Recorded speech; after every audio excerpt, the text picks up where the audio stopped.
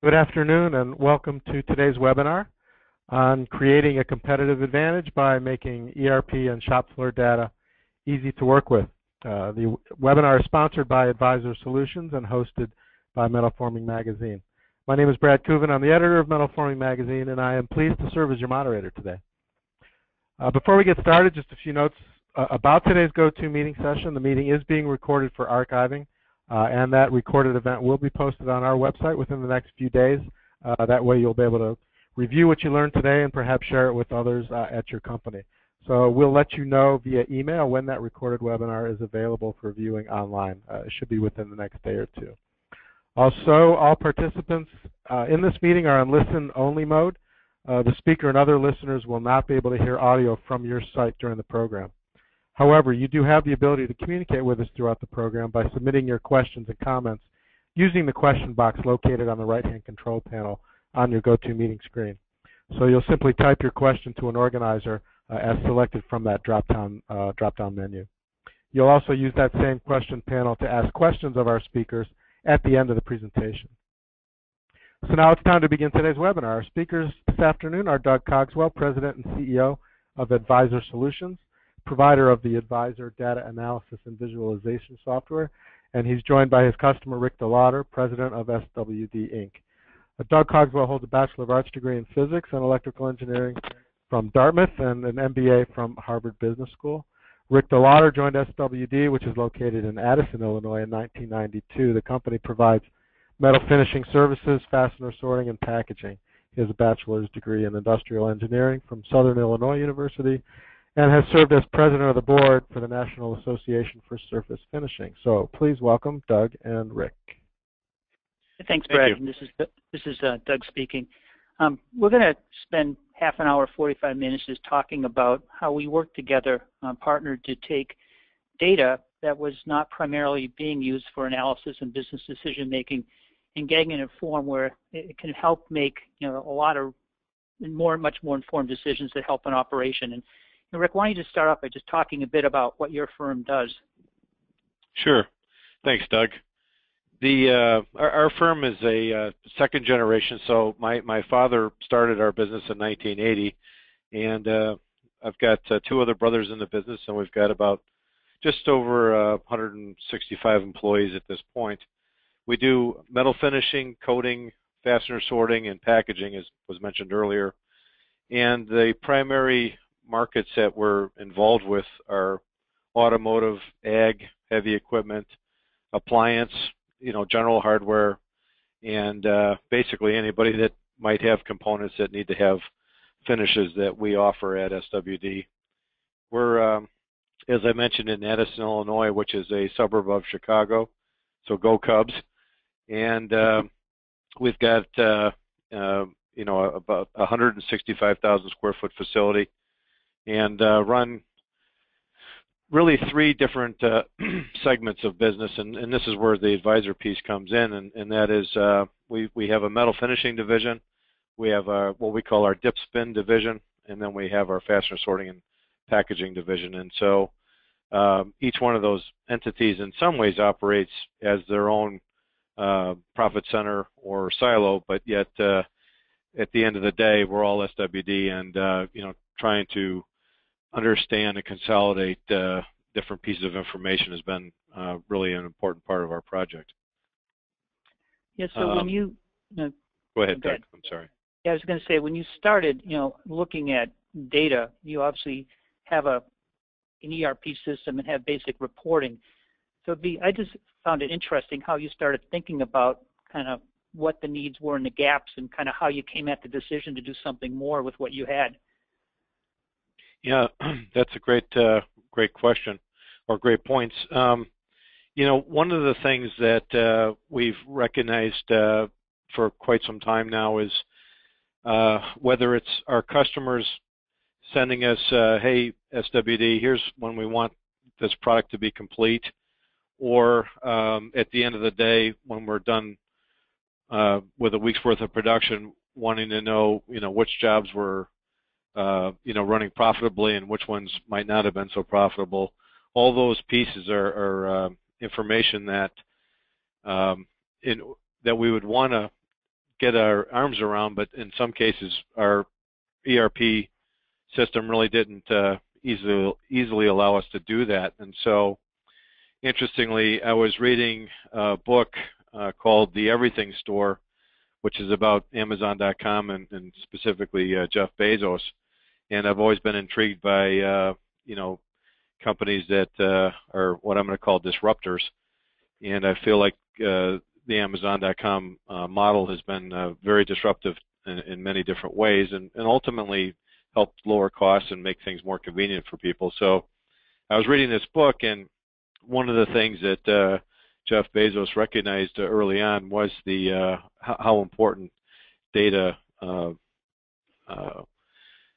mining and understanding the different pieces of data that that they had were in making decisions. And so that's really what helped push me and SWD to want to go on this journey.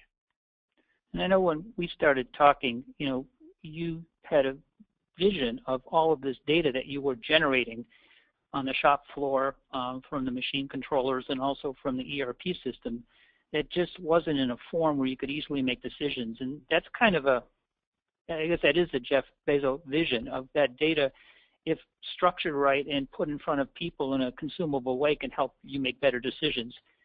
So I compliment you on taking a kind of a lead here with a vision like this. And what else how long has this vision been going, and was there anything else that you thought about or other ways of doing it before we started working together? Yeah, that's a great question, Doug, and thanks for the compliment.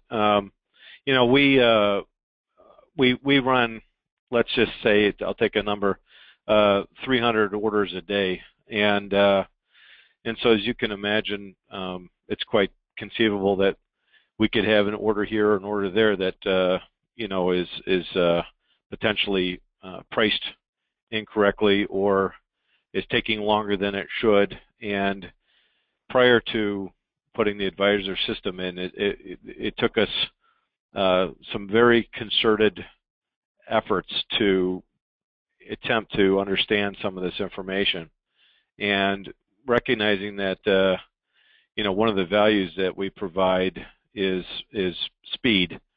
That we needed a way to be able to do some of the things like I just discussed faster and better, and really the software is it's real time. It's something that, as you can imagine, every day is a new day, every minute's a new minute. So once you open up a window, that window's only valid for a very short period of time before the information becomes somewhat stale. So something that wasn't going to take us a tremendous amount of time to recreate on a daily or weekly basis, depending on what it is that we wanted to know, was important. And so you needed a high-powered tool to be able to kind of sit on top of the database and then allow you to mine into it pretty much whenever you want. Yeah, so what you're describing, we kind of would call the cycle of pain, where you can get the data, but it's there. It's really hard to grab it, analyze it, and get it in front of people in a way they can understand. We call it the stories that the data has to tell that helps inform a decision. And I've seen you go from the cycle of pain to using this in a collaborative mode with your team. As I watched what's happened here, that seems to be one of the key benefits. You can get your team in a room and discuss what's going on and see the stories, the anomalies, the outliers, right there in real time without having to go back, run some complicated query, and reconvene a week or two later. Absolutely. We've done, simple things like, how much Ford work are we doing, in a year, which was something that would have been really, really painful to try to understand. And not only that, we can look at it, by month or by week, in a very fast pace. And this is something that was completely would have taken, like you're saying, it would have taken weeks to try to construct more or less in a manual way, which is the only way that we would have had in the past. Yeah, so we're going to jump in a minute and look at some of the benefits and the questions that have been able to be addressed. But I want to just jump in and take a quick look at what this is. So this is going to open up a disguised version of data, but it's in the same format that SWD is working with. And I'm going to just go through like a scenario or two, which will then, I think, make the output of the results a lot more clear. So, Rick, you probably recognize at least the form of this. Yes, and, absolutely. It's a page on orders. There's another page on late orders process. We'll hit some more of these later. But on this page, you had mentioned that one of the key things is your cycle time. So when we design this, we have a chart that shows orders by month across like a 2-year period. And this is the end of the year. And then we have average order fulfillment time in days. And sort of was running 3. It's been up lately. So you have a trend. And then you've got some overall stats on the number of orders through the period, the number of customers, the average order days, some filters, and then a list. So these are all disguised. But Highway Tools has 9,972 orders, an average throughput of 3.27 days against the average overall of 3.2. So that's pretty good. Here's one, ARM Inc. That's pretty quick through. Something different's going on there. And then Local Midland down about 10th largest, is running 5.9 days. So this is a snapshot we put together for Rick's business. And what you might do here is want to look at what's going on with Local Midland, because you want to maybe talk to them and share something about what's going on. So if I click Local Midland, it dropped the line to just that. So their order pace has been roughly constant. But I see we actually dropped the cycle time. It came up like a year or so ago, and it's been down lately. So it's getting in a better situation. I know you might just comment. I know you've been using this with customers as well yes. to help tell stories. Yeah, absolutely. And so, one of the things that we're able to do now is actually, when our sales team actually goes and visits a customer, be able to take and run this particular chart and sit down and discuss, this with the customer and let them know, what our actual lead times are. It's not uncommon that we could say, well, it's the customer is sitting across the table, and they might say, well, what's your lead time? And you say, well, 3 days or 4 days or whatever. But you didn't necessarily have that real number like you do with this particular tool, and it's very valuable to be able to also dissect where we might need to add capacity in the future too. So that's another benefit that this offers. Yeah. So another thing you could do with this, let me just bring everything back. We've got some bins down here for orders that have been under a day, the green, 1 to 3 days, the yellow, 4 to 7, the orange, 8 to 15. This is all stuff you can figure out from the underlying data, obviously the red, and then 15 to 30 and 30 plus. So these are pretty bad. Certainly not what you ideally want. So we can grab the outliers, and then we might want to drop down in just them. And then you see I've got a list of like 7 customers that have over 100 orders in this period. So I could grab them, just drill in on them. Those are my 7 biggest customers that are with those orders. And I might go to the next page, and I can sort of see overall they've gone up a little bit in terms of numbers of orders that long, but the actual time of those orders has come down a little bit. So I got a couple of trends going on here. And then, Rick, I think I know kind of this page we put up so you can drill in a little bit. Right. And these are the steps that they went through. And we and so quite a few of them are processes that might take quite a bit of time just due to each piece, in the case of sorting, being looked at individually. It's when I say that it's being run on automated equipment, but yet it's not like bulk processing. So that has a tendency to, show up in regards to opportunities. The other thing that we do use this for, not this screen, but the prior screen, would be on a daily basis. We're able to see what the oldest orders in-house are, and really, kind of put a focus on those, so we can try to get those processed and out. So that's another benefit that we have, and that's something that's brought into our daily meeting. Yeah, and the key reason I wanted to actually show this to the audience is that this is very different than a reporting system where you might get a dashboard like this, let's bring everything back.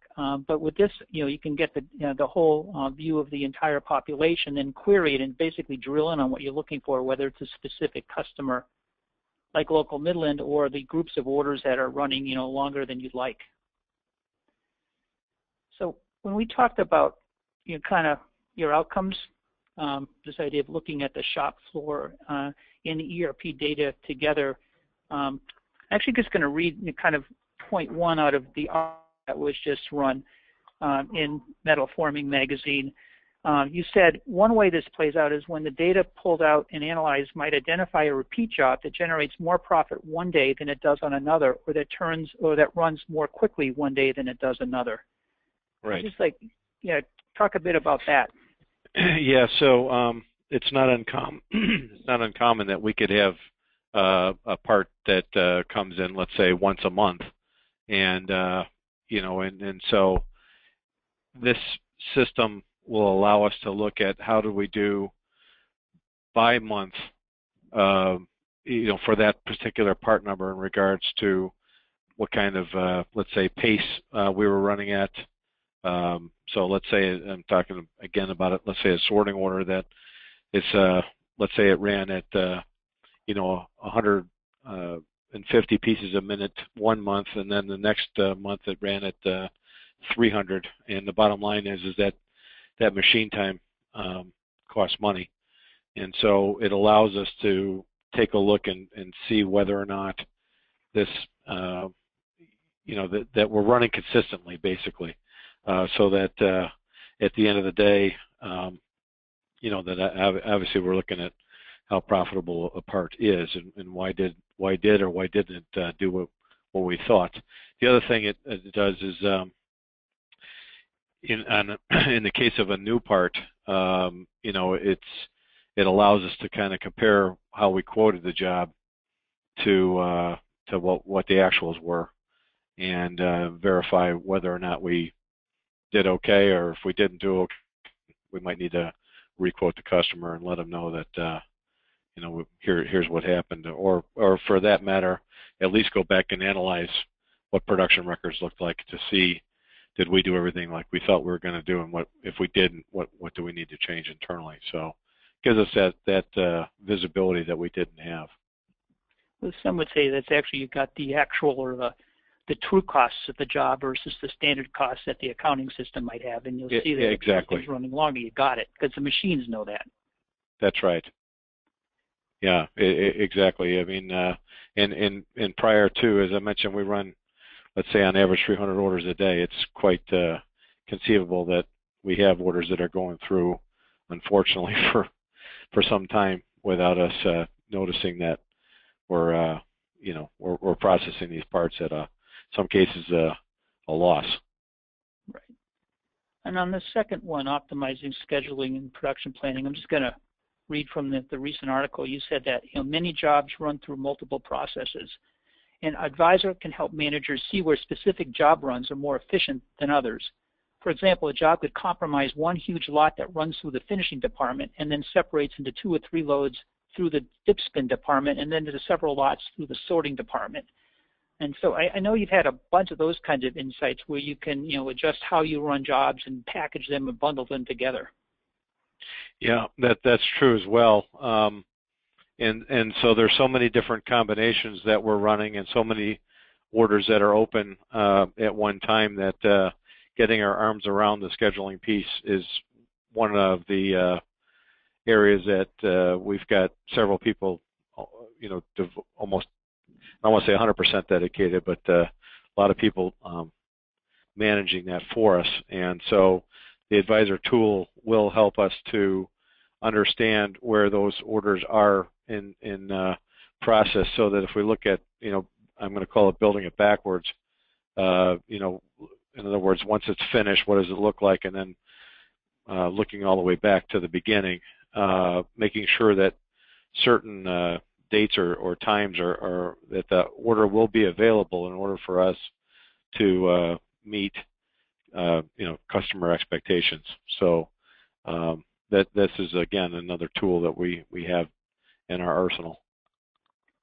And you talked, when I went through the quick demo about customer communication and a bit on pricing. What about capacity planning investment? I know in that article you talked about the insights into our operations help us zone in on opportunities for improvement. They can help with capacity planning and even guide us as we look to make our next capital equipment investments.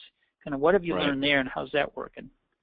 Well, we're still working on that, but I would say that the ability for us to now see where capacities, or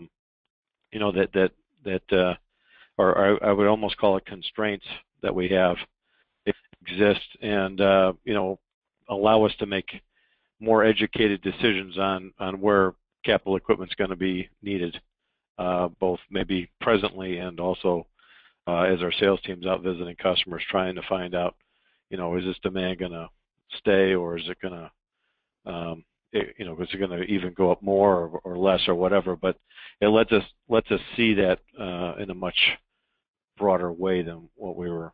Actually, I said broader. I guess I would say take that back. It would be more of a refined or targeted way. So that's given us that ability. We're going to talk in a little bit about how you've kind of driven this into your culture and created what we like to call a culture of analytics. But have you had, as you've kind of worked with your team on trying to untangle and get better insight in these issues, kind of what has worked well? Have there been any hiccups? Have people pushed back on more of an intuitive thing versus a more data-driven approach? How's that gone? Well, two things there. I would say, whenever there's something new, you've got to use that new tool, and so there has been some hesitancy in regards to, let's say, using this tool on a regular basis, which I believe is really important. And so I think that my involvement with this particular project has maybe elevated that to our whole team, letting them know that, hey, we really want to use this tool to help us make better decisions, and we want to use it regularly so that first of all, we refine our skills, and that's the interesting piece, is that as we use this, we find that we're asking more and more questions. Hey, what about this, or how about that? And and I think as time goes on, in fact, I know as time goes on, we'll be using this to help us answer more and more questions into the future. We've only been using this system for about 8 or 9 months, I think, so it's still relatively, I would call it in its infancy or toddler state. Rick, if you could, sort of the concept of a golden nugget for the audience out there, in the first 6 or 9 months, if there is one thing that jumped to the top of your list as to why do this, what have you gained from it, what would that be? Well, I would say that one thing, that's hard to say. One. People remember one thing's more than multiple things, so kind of boil it down to our 4 points down to the one I kind of like. Well, I would say the one thing, as far as something that we recognize, is that we need to be we need to utilize this on a daily basis. It's not like that if the reports or the information that we're generating is good one day, the information is always changing, and so I would say that the thing that the advisor system gives us is the ability to look at the information as it changes in a fast pace, and that's where the power, I think the power, at least from our side, is. It's not like that the information becomes frozen, because it's not, and so every day is different. And you need a tool that's going to be able to be flexible enough to allow you to look at the information how you want to look at it, whenever you want to look at it, so that you can make better decisions. That's really what, I guess, that's a long nugget, though, isn't it? Yeah. Well, that sounds a lot like, Amazon talks about that. It's not like a big bang. It's a lot of small incremental decisions made all the time by everybody. It makes you smarter and more efficient, and you win by doing that. That's their model, and it's kind of worked pretty well with them. Yes, it has. So I'm going to switch for a minute into sort of what more of the technology looks like, then we're going to come back to, creating a culture of analytics, and then kind of conclude from there into kind of key value proposition. So the first thing Advisor does with the data is the shop floor data. There's something we have called the data blender, because these are different machines. They have different programming line controllers. The data is in different structures. The columns may or may not align. So we have to do merging, transformation, deduping, and basically take this raw data, and then we usually run once a day at night, and then create a output file that's all of the programming line factory floor data in one big table. We then merge that, so that's over here. These are a bunch of ERP tables, orders and process sequence and shipping orders and customers and so forth, into an in-memory Mart, which is ours. So we basically create a data Mart of all of this data in these tables. And then this is actually a chart I stole from the Gartner group. When you put that together, it has to be prepared and synthesized. The PLC data by itself is just a bunch of log transactions. So the log data comes in, you have to explore it. We can explore it visually. We can explore it with modeling algorithms. You transform it. You improve it. You do some data discovery. You cycle back, and eventually you get knowledge gained and usable transformations that allow the data on the floor to be grouped and binned with the data in the ERP system, so you have the kind of output you saw a couple of minutes ago, and we'll see another version a little bit deeper in a few minutes from here. But that's part of it. You can't just throw the data together. Something has to be done to structure it. I know, Rick, with you, we had processes that were detailed down and they needed to be grouped, and we had the PLC's data had to have stuff removed from it, and it had to be organized in a way it made sense.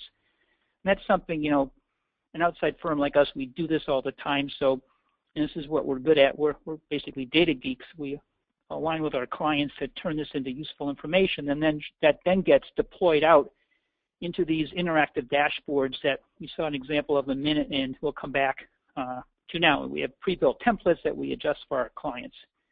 Rick, anything you'd like to add to that quick run through the technology? The only thing that I would add was that one of the things that we discovered early on was that we actually had some information that was bad data, and it was bad data because we were allowing it to be bad data. Things like a shop order number on a certain process line. Being able to an operator being able to kind of run the line with entering all 9999999 digits instead of the actual shop order number. Very rare when that happens, but it could happen, and that's a way to make the machine kind of fake the machine out and let that order run. And it's like, wait a second, how does that happen? And well, it happens because we're allowing it to happen. So it is interesting when we first got started that we did start to see some information that we were not expecting to see. Yeah, that's a fairly typical side effect of putting one of these in. And, because we're visual and because you can spin the data and cut through it all these different ways, those things start coming out. And usually they're reasonably easy to fix or, eliminate from the analysis because they distort it. Right. We in fact, I think we ended up having you take some of the information out that we kind of like a filter, I think you called it, to be able to allow it so that we didn't have to see some information that was information that we really just didn't want to see. It was noise. Yeah, I remember there was some crazy date stamps on some of them, and it just, you looked at some of the order cycles, they were just, you got outliers, and when you looked at them, it wasn't the fact that the orders were actually taking long, it was the fact the way they were put in the system. And whether it's the reporting or whatever, those should come out. And part of that slide over here of, conditioning and transforming the data, that's part of what, in any kind of information system you put in front of one of these, you need to go through that process. Right. When we deploy, when I did the demo a few minutes ago, we were looking at this one screen which has a list of orders and some time trends. We try to do a combination of trends and text. So you can go, in that one we went from a customer to a bunch of processes that had lengthy cycle times that might have been unexpected. So you can go down from kind of groups to detail. But we also like to use color. So there's charts like this one called a heat map, where what we're trying to do is highlight what's causing problems. And by coloring things red versus green, you can look at this thing and say, I got some issues in here. We'll do a live example in a minute. But I think part of the value after we grab the data and bin it in structure is getting into a form where you can not only interact with it, but things start jumping that tell you stories, so you can then have a discussion and untangle, like, does this have to be this way? What could we do to adjust this? Rick, anything you'd like to add on that? Actually, a question, how have some of the richer visual charts, which are less traditional, worked with you and your team? Well, the heat maps definitely help us to be more inquisitive, and and I think it's a way for us to be able to, as you can imagine, manage to find that needle in the haystack, so to speak, in a more rapid fashion than having to sift through all the hay. So in this case, the heat map, obviously you'd want to focus in our particular situation on something that's red versus the green. So you can actually go in and basically, I don't remember the term, but I was going to say filter, out what you don't want to see, or in a bigger sense, what we call data mine through, the information that you're looking for versus the stuff that, is meeting whatever target it is that you would expect it to meet. So the heat map helps to do that. It's just one way of displaying the data differently. Yes, I'm going to jump back in because last time we just looked at the first 2 pages when we were looking at the orders that are over 15 days. So I'm going to go back and select the 15+ day orders, get rid of everything else, and grab the top. And again, I'm selecting off. You can just select with the mouse and get rid of things. So I'm down to the top, the 7 major customers that have the orders that are over 15 days for those customers. And we looked at the process page last time, which is a list view of this, and we're able to sort by the orders and look at the time. So there's some ones here that they're in a lot of orders and they're taking a while.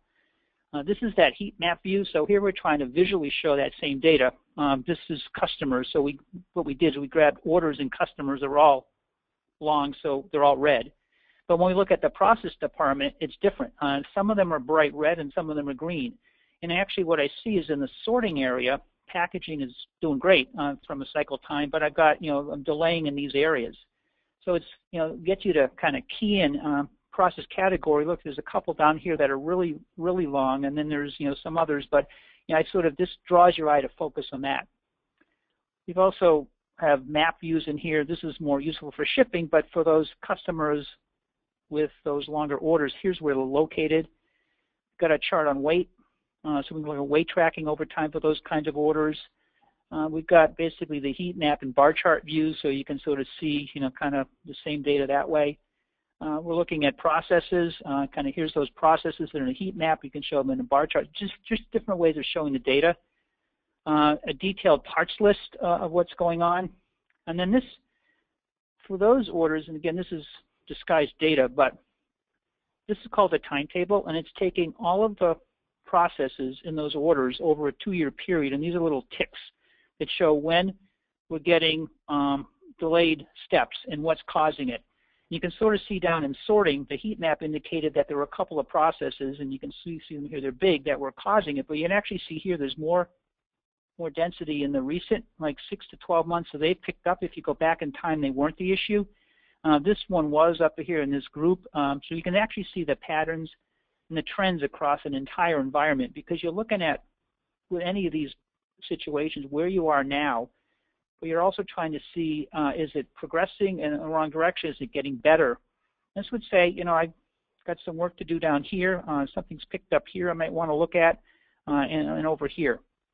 So wanted to go through those pages and just sort of show how we can complement a fairly, traditional view with some line charts and some data, maybe some lists, but use the visual views to help highlight stories.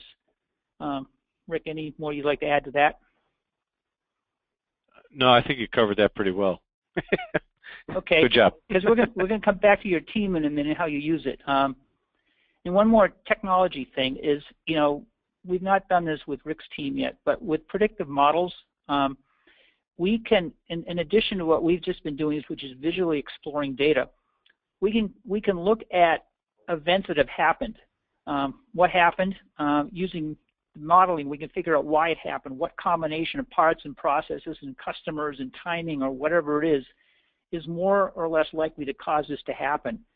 Then we can create scoring algorithms to score incoming orders or incoming events to figure out which are most like the ones that took longer in the past or lost money in the past or whatever they are. And then you can put that out by coloring or in a list, highlight things that are about to happen predictively before they happen to flag them, and then you can take action on them early. I know Rick, you and I have talked about this. I know you have a vision for where you could go with this. Yeah, I think that eventually it's possible that we could use this on our maintenance side of our business, where we're able to look at machine uptime, downtime, and over time be able to get enough information to help us predict when certain, let's say, components on the equipment might need to be serviced prior to, the actual having unplanned downtime. So that's one area that we've discussed, a little bit internally. Right, and the key is once you've got the data all in a usable form, it's not that hard to do this. And then you build these models. The math helps untangle the factors, and then you can use it to do those kinds of things. So last topic is, and I love what you've done here. I mean, it's what you don't want with an effort like this is somebody goes out and buys business intelligence or an analytics software and puts it in, and it sits there and one person uses it. I mean, ideally, in our better clients, it creates what we call a culture of analytics, where the team uses this, they use it in meetings, they use it together. It gets a shelf life, and it becomes almost indispensable to decision making. And can you just take through, because I think you've done a really good job of getting a team behind this, and it's not just you and it's not just somebody in IT, it's a whole group that's now using this. Yeah, that's right. In fact, we've got in every one of our areas of the business, we've got somebody that's responsible for mining into the information that is specific to their area, as well as our comptroller. I've done some shifting around, and actually she is now more responsible for helping us with a lot of the costing information than she ever was, and so this is, I think, imperative. The value, is really across the board, and I would agree that by sticking it just in one specific area and not rolling it out across the spectrum of the company would, I believe, not see the full value of what this particular system has to offer, because everybody does have different questions that they want to answer from time to time, and the more people you've got using it, the better the chances are that you're going to make good decisions and faster decisions than maybe you were without it. So I think it's really important that in our case, that first of all that I was a believer in it, and then secondly that that our whole team became and becomes educated on how to use it. So that's been a big plus for us, and I think I could only state from my own or from our own experience, but that's kind of what I would see is important. And then the other piece is we have a daily accountability meeting in what we call our war room, and there's different reports that are generated that are prior to that meeting starting that the advisor software helps us to easily create. When I say easily, there's a once you create a report, you can do what's called a is it a flight simulator? Is that the term? Yeah, a flight recorder. Flight recorder, that's it. And not simulator. Flight recorder, which basically, as you walk through different steps, if you want to, let's say, run that same type of report on a daily basis or monthly or whatever it is that you want, you can actually save that information to in a flight recorder and basically very quickly run the information. So it's very repeatable, and that's important too. And in your war room, I know, I think one of the things your teams, or you've done well in your management team, is asking questions. So I think the data, like those colors, the red colors highlight something, and if you just look and say it's red, it doesn't do much. If you say, hey, it's red, why is it red? Why is this different? Why is some of this not green? What's happened here? And you dig in under and try to figure out, has it been red all along? Has it gone up? Has it gone down? What specific parts are behind all of that? Those questions, in our experience, are key to getting the dialogue and the engagement and sort of discovering and learning and changing. Yeah, right on.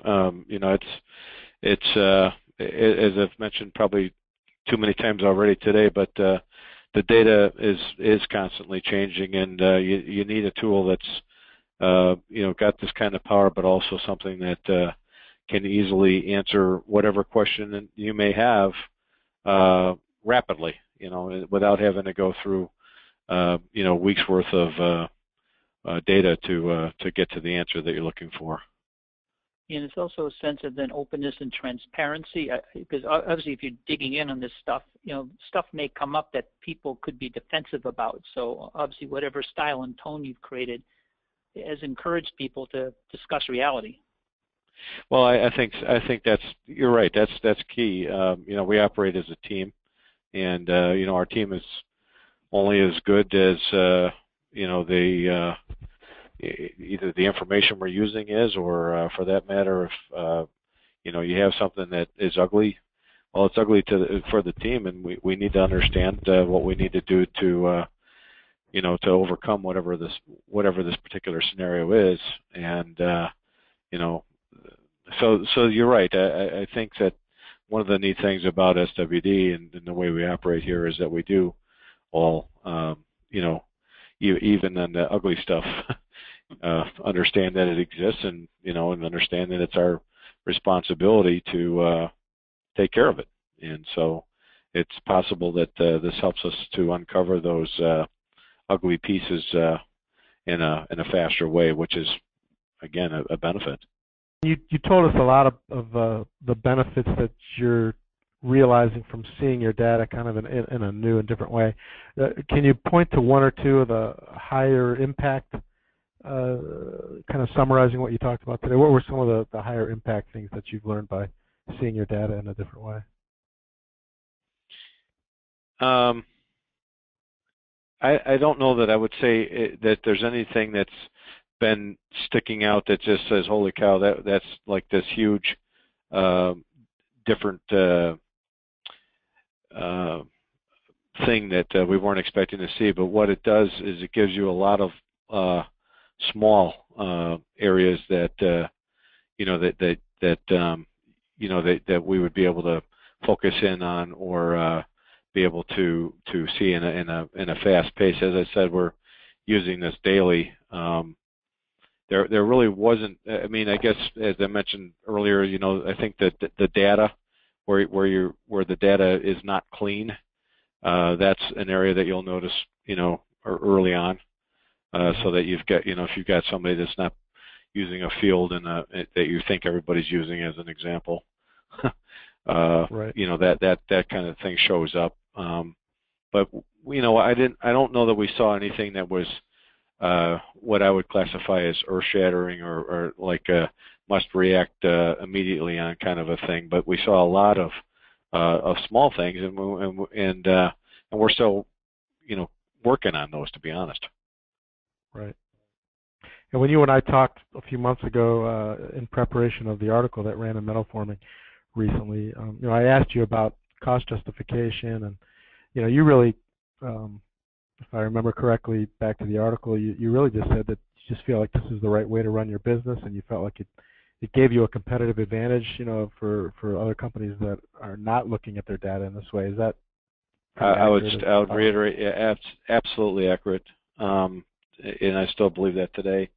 I don't know, and that's another problem that all companies run into, and that's justification, or what's our return on investment. And I think when you start going into what I'm going to call the gray areas, or looking in the corners or looking underneath the rug, those are areas that are oftentimes very hard to quantify, and oftentimes people haven't even spent the time to quantify. And I'm not sure in some cases that it's worth trying to fully understand. And now I say that, of course, I know there's probably people on the phone, they're going to say, well, I'm not going to invest in something because I can't figure out the return on investment. And I guess that's where, being the leader of our business, I've got, I guess, I'm the final decision maker here. So that's an advantage that our company has. And I think that's where an advantage that Amazon.com had with Jeff Bezos leading their business too, as an example. He saw the value, and I it's possible that 6 months down the road we stumble on something that's just earth-shattering, like you were asking. I don't know that we'll see that. I think it's more the small, very small incremental pieces that helps us and ultimately enables our customers to get better, because that's what we're in. We don't exist without our customers, and and I know they rely on us, and so we need to drive continuous improvement, and this is one of those tools we use to help us do that. Right. Very good. All right. We do have a couple minutes left. Do we have any more questions from our attendees? Otherwise, we'll wrap this up. Rick, I've got two questions. Yeah. So your team I would think there'd also be a side benefit from, you had the cycle of pain where you had some resources, when a question got asked, it chewed up a lot of their time just mucking around trying to pull things that you can now get quickly. So can you comment a bit about, has this empowered some of your team members to kind of do more strategic things? We often see that as a side benefit. And that's a great point, Doug. I'm glad you brought that up, because I'm certain that that's the case. However, because we're so busy and we don't have a lot of extra staff, I'm certain that this has definitely done that. But I don't know that I've had any specific of our teammates come up to me and said, well, I can't believe how much this is saving, because now I'm able to do this, and that. But I can tell you for sure that is the case. And just for the general audience, we often find there's often pockets of resistance to something like this, where you're empowering people to make decisions faster, because there's usually a few people whose jobs are largely cutting data around to answer questions. But almost always, what happens is that sort of grunt work, which is actually not a lot of fun, goes away, and then they get empowered to do a lot more strategic things. So just that if we see sometimes resistance based on that, which is because there's fear for maybe job security or whatever. But with the passage of time, it usually becomes a real positive for those people. I can see that. I have one big final question I've been waiting to ask. So we're both in Chicago. The Cubs are in the NLCS. What do you think is going to happen? Well, I think the Cubs are going to win. I think my prediction is that it's going to be the Cubs and the Royals, and Chicago's not going to know what to do. In fact, they don't already know what to do. In fact, I don't know. Kyle Schwarber hit a home run. What was one of the many home runs that was hit the other night, and was hit out to right field over what appeared to be over the scoreboard. And our local ABC news helicopter was able to see the ball on top of the scoreboard. I don't know if you guys have seen this or not, but I'm sure you could Google it. Anyway, they've taken that ball and put a large plastic protecting. Like a ball display kind of a thing over the top of it, and I guess it's going to sit on top of the scoreboard until at least the end of the season. So that's awesome. this town's going crazy. Well, that a symbol of good luck? Yeah, I think it probably is, and and of course, as you all know, and the movie Back to the Future, they predicted the Cubs winning the World Series in 2015. So there's a lot of joking about that here too. So it's all aligning. There you Brad, go. anything? Well, Brad, yeah. Yep, I think we're all set. I don't see any other questions, and I appreciate your time today, Rick, and you as well, Doug. Very informative presentation. Again, the archive of this event will be on our website within the next day or two, and all the attendees, registrants, will receive a copy of the link so that you can view this again and share it with others. So again, I want to thank everybody for attending, thank our speakers. We hope everyone found it to be a valuable experience, and you may now close your browsers. I hope everyone has a great afternoon. Thank you. Great. Yeah, Go thanks, Cubs. Brad. Thanks, Rick. Yeah, bye. Bye-bye.